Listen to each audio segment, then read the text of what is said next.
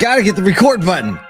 I gotta get the record button. It's the Automotive State of the Union. It's a Monday. It's July 21st. We're talking about profits in China, getting an EV brought that we don't get.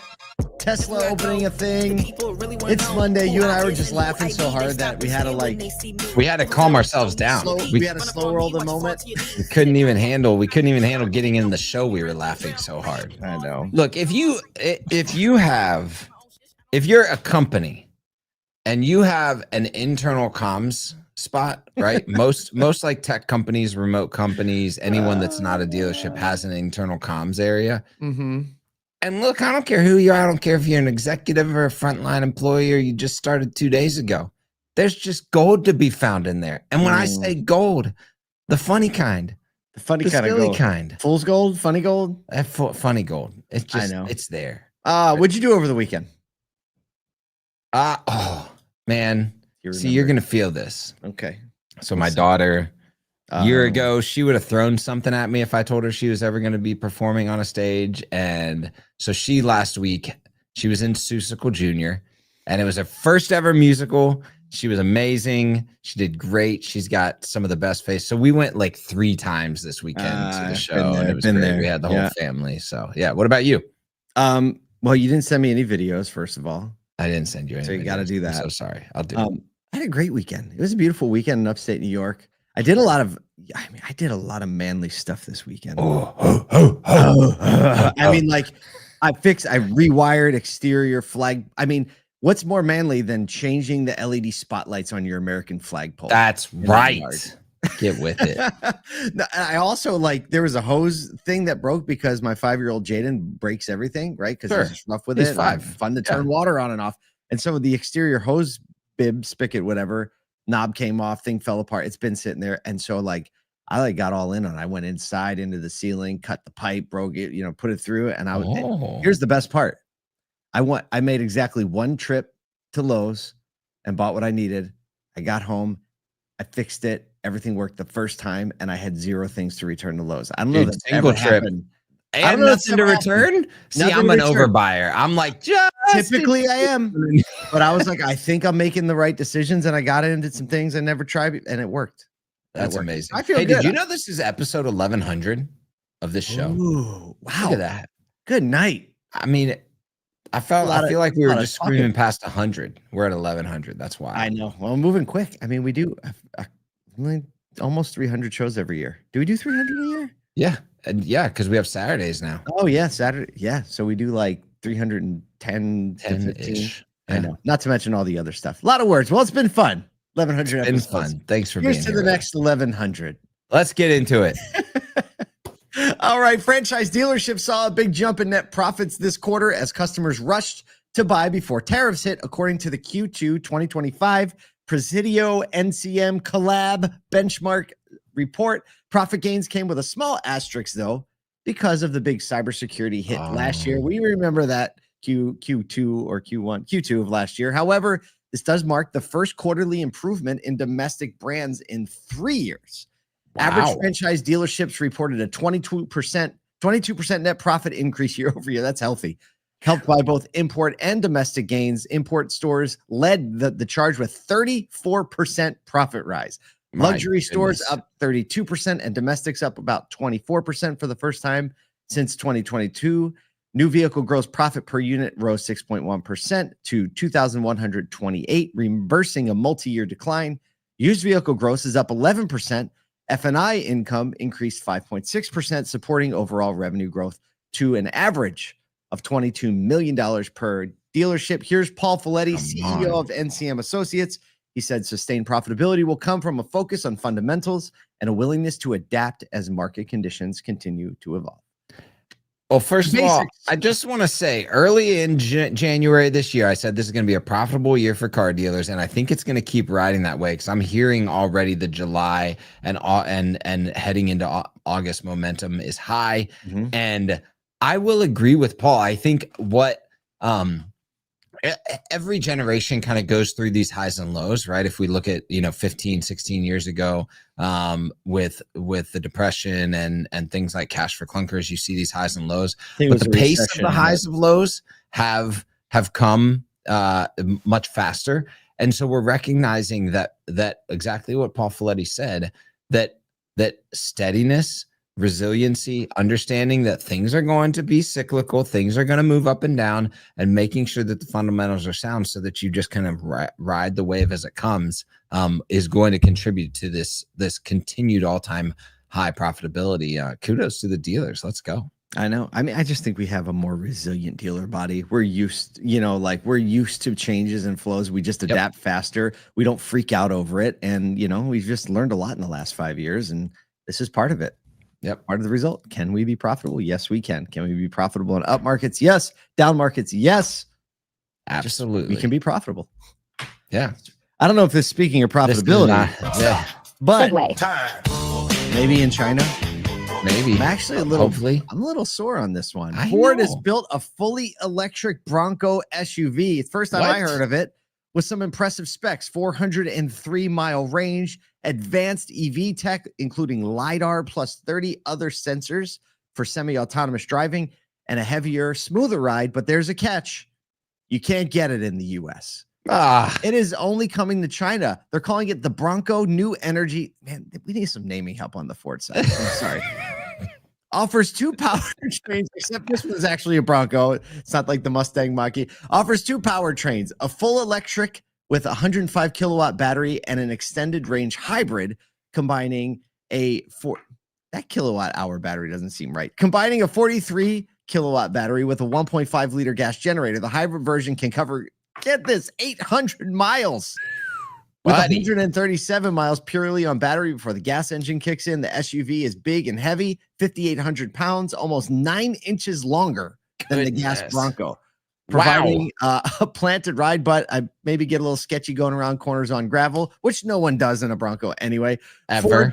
Ford's cabin, a smart cabin, includes unique modes like naps, pets, and camping overnight, designed for comfort and convenience.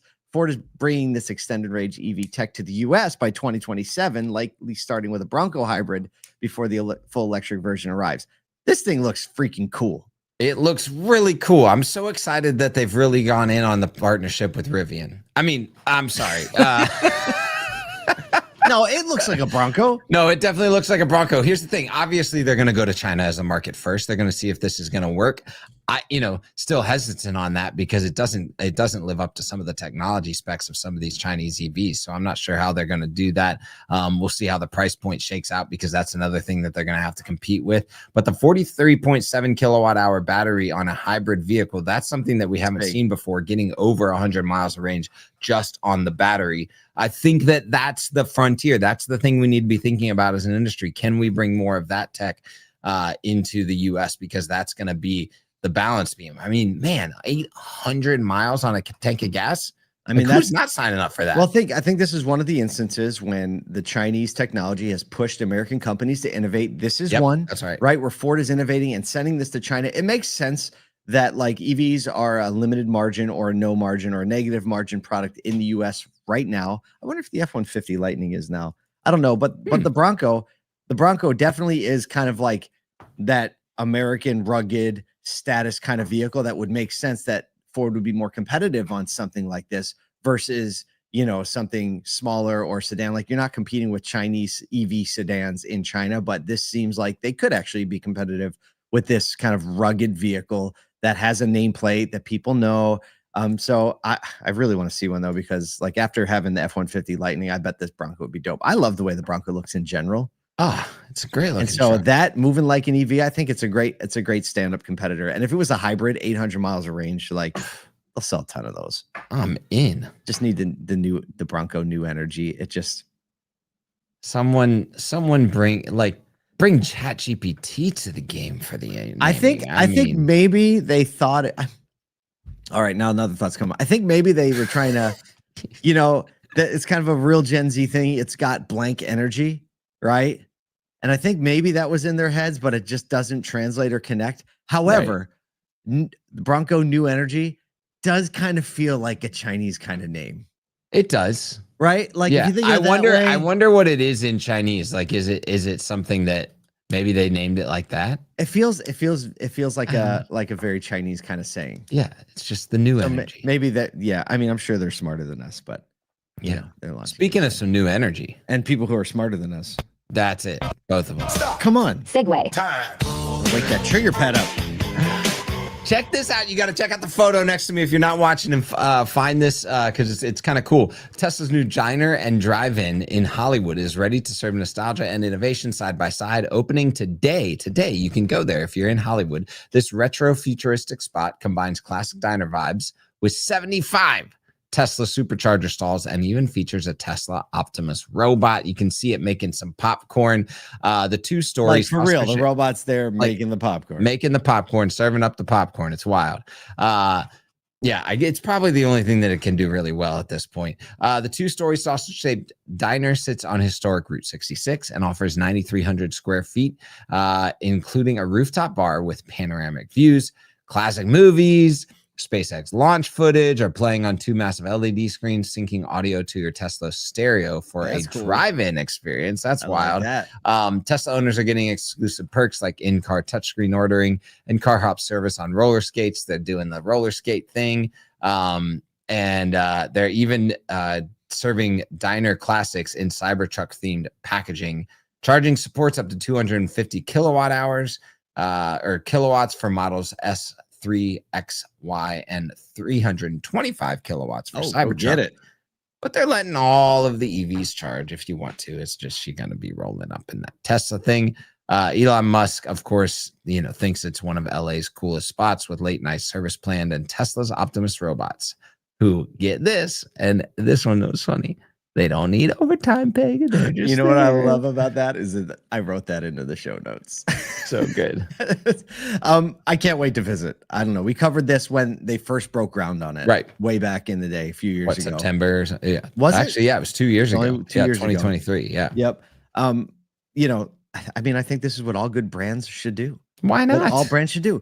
You flex in a retail location, you make it a great experience, and you build fans around your product or your way of thinking or your way of doing things. And I think Tesla's just doing a great job at that. I want to visit. Yep. I want to eat the chicken and waffles, even though I don't eat chicken and waffles. I would try them there. They come in little Cybertruck boxes. The screens are probably amazing. So the in-car syncing of ordering from your screen, syncing your stereo to the screen. I just think it's kind of the future that people want in an EV. You want to be able to do things from your vehicle. Well, you have to order Chick-fil-A from your car.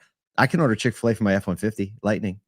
Oh, on the screen? Yeah. I mean, I think you could just do that in Apple and CarPlay. In the app, yeah. As long as you're not driving. Not that I tried while I was driving. Not that you tried. But I've heard that you can't do while you're driving. I think for any business right now, you should be thinking about how do I combine experiential activations with my brand. There are some dealerships that can do this right now, or dealer groups that can do this right now. Yes. Because they have products. They have cool products.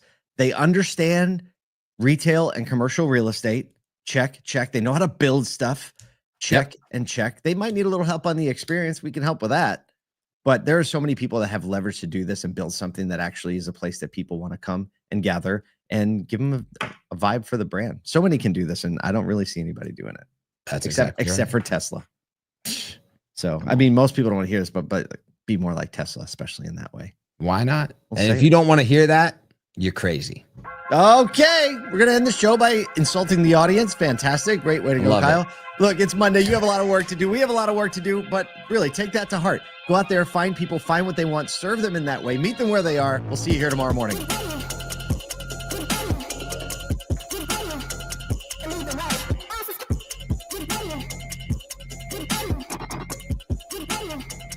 The right.